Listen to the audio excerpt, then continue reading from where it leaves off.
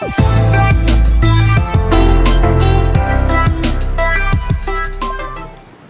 बच्चों, मैं धीरज कुमार साहू, भौतिक ज्ञान प्रवक्ता।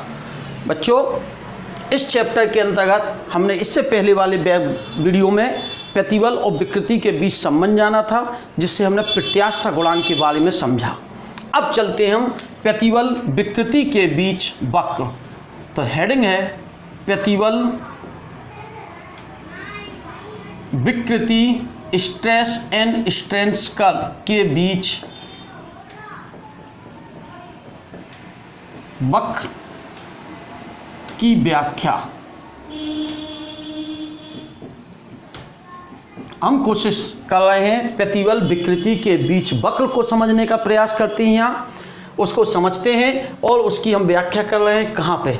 इसके लिए हम क्या लेंगे, एक स्टील की छड़ लेंगे जो कि कैसी मोटाई की होगी, समान मोटाई की होगी। इसे दृढ़ आधार से क्या कर लेंगे, लटका लेंगे। इस पर भाल का मान बढ़ाते जाएंगे। जब हम भाल का मान बढ़ाते जाएंगे अर्थात प्रतिबल का मान बढ़ाते जाएंगे, प्रतिबल का मान बदलने के कारण विकृति में क्या होता जाएगा, परिवर्तन होता जाएगा।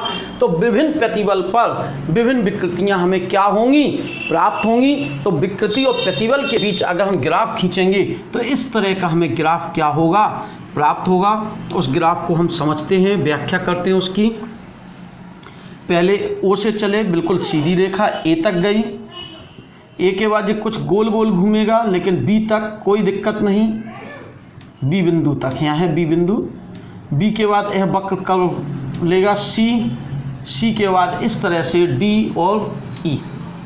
अब यह वक्र कैसे आया, अभी बात इसकी आती है। तो जब हम प्रैक्टिकल करेंगे, मीन्स एक छड़ को छत से लटकाएंगे स्टील की समान मोटाई की, उस पर भाल का मान बार बार अलग अलग रखेंगे तो लंबाई में यानी विकृति में अलग अलग परिवर्तन होगा। इस अक्ष पर हम विकृति ले रहे हैं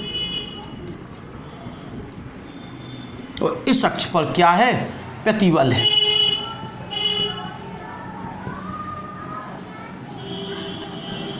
इनके बीच ग्राफ इस तरह का खींचेंगे।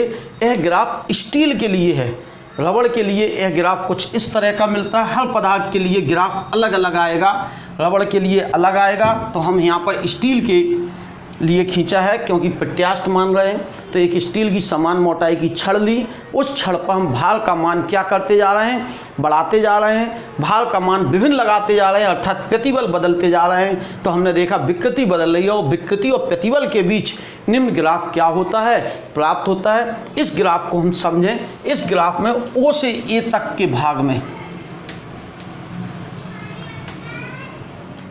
ओ से ए तक कैसी रेखा है, बिल्कुल सीधी रेखा है जो बढ़ती हुई दिखाई दे रही है। यह पता चलता है ओ से ए तक के भाग में हुक का नियम मान है। हुक का नियम क्या है, मान है, मीन्स पूर्णतः कार्य कर रहा है। ओ से ए तक का भाग बिल्कुल सीधी रेखा है। जैसे जैसे प्रतिबल बढ़ा रहे हैं वैसे वैसे ही विकृति क्या होती जा रही है, बढ़ती जा रही है। अर्थात हुक का नियम मान्य है। हुक का नियम क्या पढ़ा था हमने, प्रतिबल समानुपाती विकृति। प्रत्यास्थ सीमा के अंतर्गत प्रतिबल विकृति के क्या होता है, समानुपाती होता है। इसे हम किसका नियम कहते थे, हुक का नियम कहते थे। तो ओ से ए तक बिल्कुल सीधी रेखा है जो यह बता रही है कि ओ से ए तक मीन्स प्रतिबल समानुपाती विकृति है। जैसे जैसे प्रतिबल बढ़ाते जा रहे हैं विकृति भी क्या होती जा रही है, बढ़ती जा रही है। और ए बिंदु तक, कौन से बिंदु तक, ए बिंदु तक अनुपातिक सीमा बनी रहती है।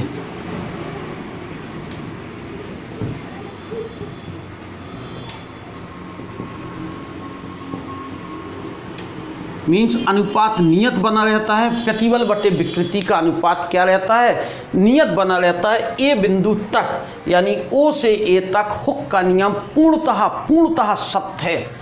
ए के पश्चात यह वक्र थोड़ा सा वक्राकार हो रहा है, लेकिन बी बिंदु तक प्रत्यास्था का गुण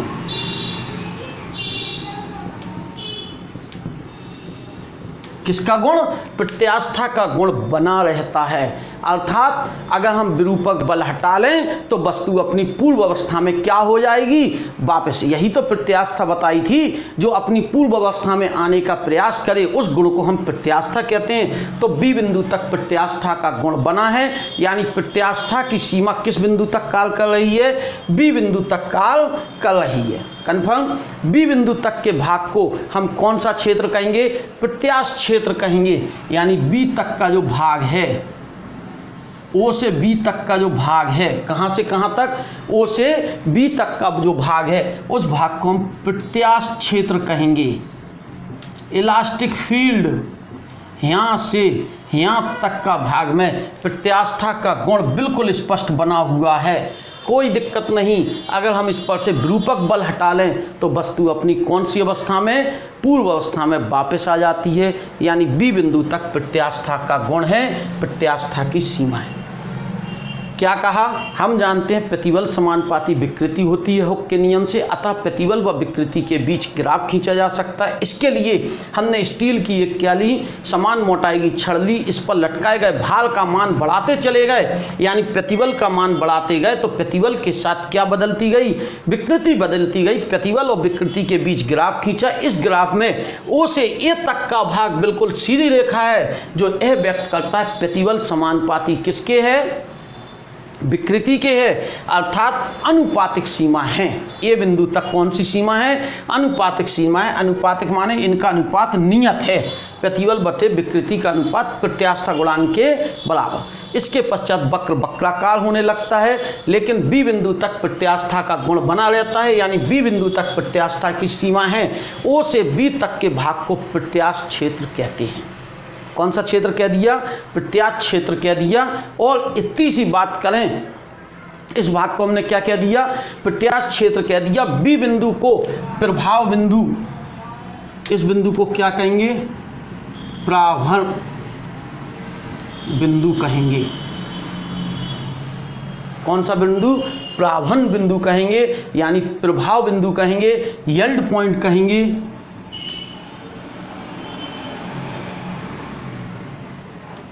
क्या कहा? बी बिंदु को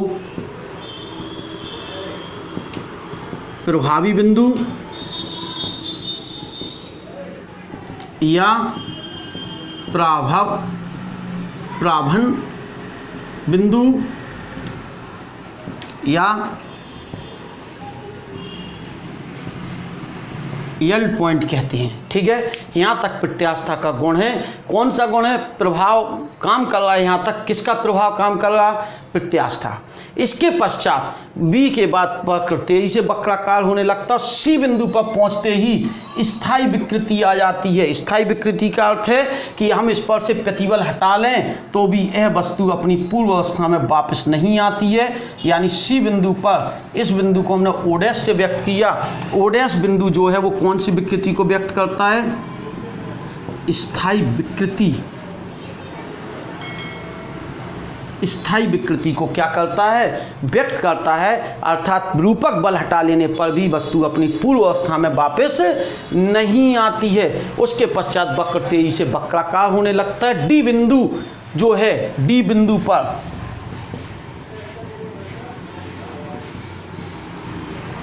डी बिंदु पर अगर हम भार का मान बढ़ाएं, डी बिंदु के पश्चात यदि हम भार बढ़ाते हैं तो वस्तु क्या होने ही वाली होती है?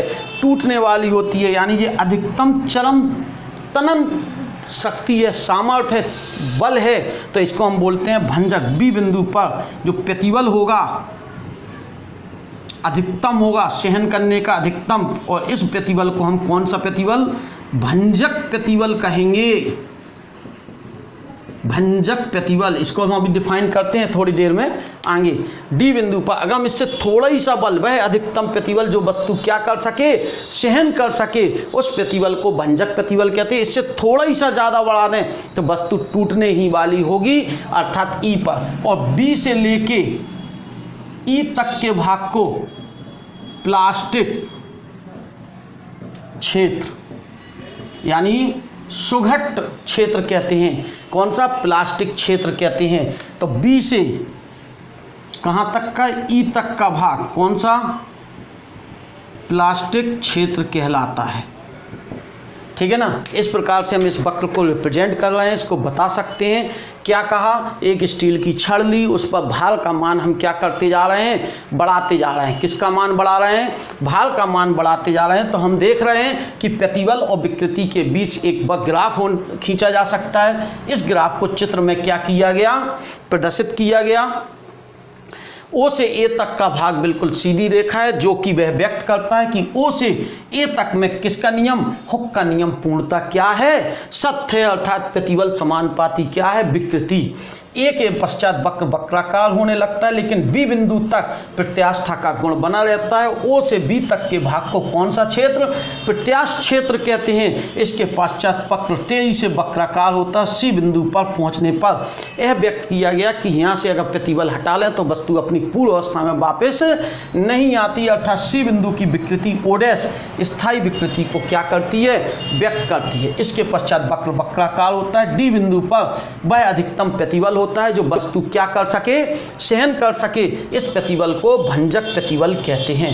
इससे ज़्यादा प्रतिबल लगाने पर वस्तु के टूटने की संभावनाएं बढ़ जाती हैं। और बी से ई तक के भाग को प्लास्टिक क्षेत्र कहते हैं। एक क्वेश्चन उठ के आया, भंजक प्रतिबल।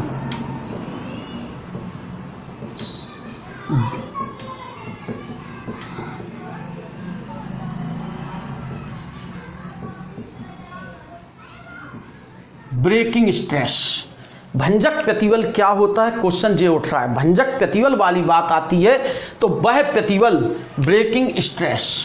ब्रेकिंग स्ट्रेस क्या है, भंजक प्रतिबल क्या है, वह अधिकतम प्रतिबल जो वस्तु बिना टूटे क्या कर सकती है, सहन कर सकती है। उस अधिकतम प्रतिबल को भंजक प्रतिबल कहते हैं। वह अधिकतम प्रतिबल वस्तु बिना टूटे क्या कर सके, सहन कर सके, उस प्रतिबल को भंजक प्रतिबल कहते हैं। इससे ज़्यादा यदि हम प्रतिबल लगाएं तो वस्तु के टूटने की संभावनाएं ज़्यादा हो जाएंगी, वस्तु क्या हो जाएगी, टूट जाएगी। अगर हमें भंजक प्रतिबल निकालना है